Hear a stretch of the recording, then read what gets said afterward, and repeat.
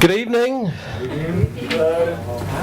My name's Mike, and as you can see, I'm one of those people who's so socially dysfunctional that I have to wear my order when I go to the bar.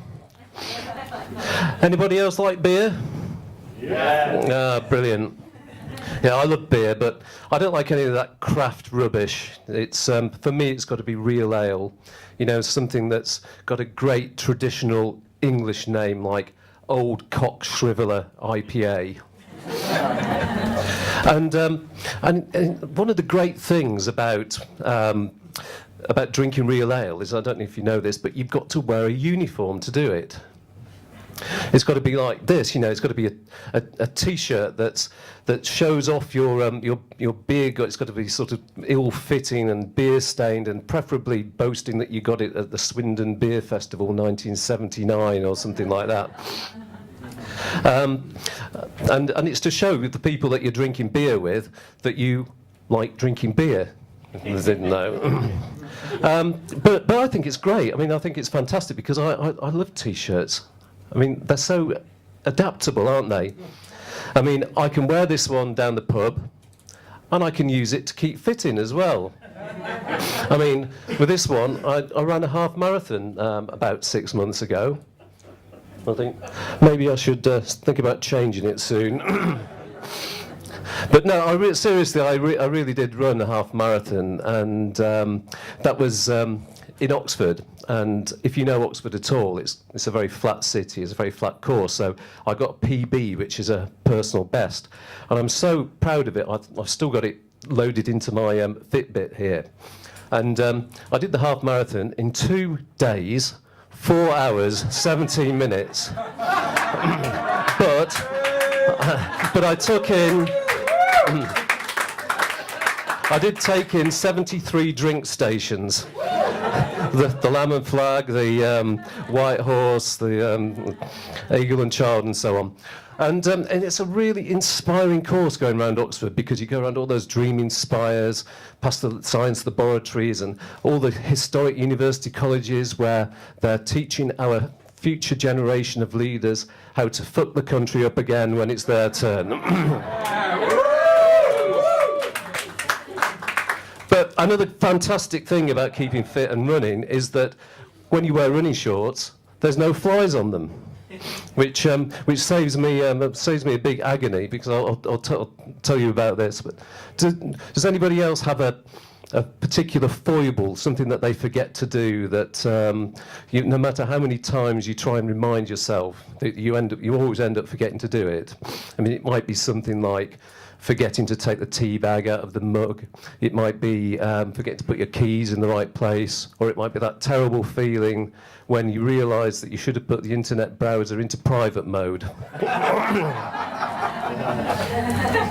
Well, as I've hinted, my foible, and I think it's probably the most embarrassing one known to society, is that I have a terrible habit of venturing forth out into the morning with my flies wide open. And I mean, I don't see why it's such a big problem. It's just, I mean, it's innocent. It's just being in a hurry, and it's just like forgetting to put the finishing touches to an outfit, in my opinion. But it's caused me so many problems that I've had to employ some coping strategies to deal with it, and one of them is called a wife.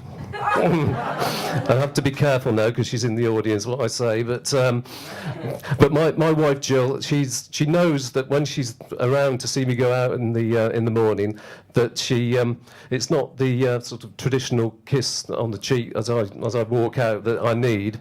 What I need is a full-on crotch inspection like that. And it is quite strange to say I'm quite pleased when she pulls the zip up. And it's incredibly annoying, because I think the trousers that are out to get me are the ones that have got the extra buttons and things inside. I mean, things like suit trousers. I don't know what they're doing there, but it just completely confuses me. So I'm most prone to do it when I'm going out to something important, like a wedding or a job interview. But the worst thing is that when you're outside home, there's just nowhere to hide when you get that feeling that you might have forgotten to do something. And I think on the train you do have the ability to do the metro rummage. So you might see people who've got the metro and they're kind of using it tactically to just check what's underneath there. So, I mean, I think that's what the paper was invented for. It certainly wasn't for the news.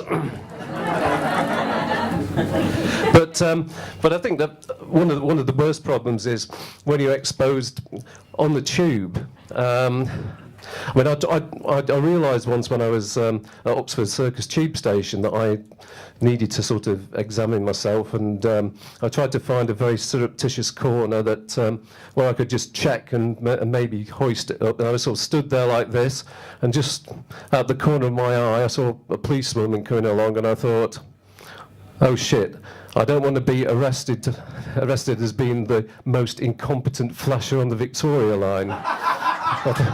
I think embarrassment is better than that. And also, when you're actually on the tube, there's no place to hide, is there? I mean, if you're stood there in the middle between the seats, I mean, the evidence of your neglect is just right in their eye line. And I had this terrible nightmare about if I've had some kind of underwear crisis, and I've had to go commando. And I'm stood there minding my own business, and then I'm in the middle of the primary school's annual trip to the zoo. Who are all around me, and some kid puts their hand up and says, "I've seen a baby elephant before I've even got there."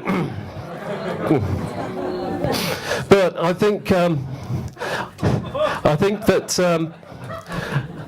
I'm surely not the only one, and I think that there should be some kind of market for people like me, you know, who do tend to get embarrassed. And I'm surprised that Marks and Spencers, for example, don't do some kind of innovation, like get some kind of cord or something that they can sort of thread into your pocket, so that if you're in that situation, you don't need to embarrass yourself. You can just sort of haul it up like this, just sort of very discreetly, but maybe not. And technology. I mean, technology is great, isn't it? We rely on technology for everything. So why not for doing our flies up? I mean, you could get a solar-powered mechanism just to check, or even better, you know, you could do it from your phone. I mean, you get an app to do it, and you can just sort of be tapping away instead of having to rummage away. And I thought, you know, that would be good. And I went to the App Store to look for it. But then I thought, that wouldn't be good if it got into the wrong hands.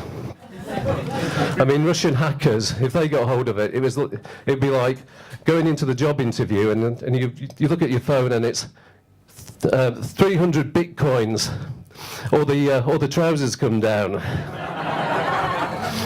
Or if you've got a particularly sadistic bunch of friends, if you're in the pub, and you might leave your phone on the table, and you go up to the toilet, and you've got your friends, and they get hold of your phone, and then, oh, you must be just in mid-flow now. Tap, tap, tap. Isn't worth thinking about, is it? But I think I've had a bit too much Cox River IPA before I came on, so with the mention of the pub toilets, I think I need to return there. So thank you very much.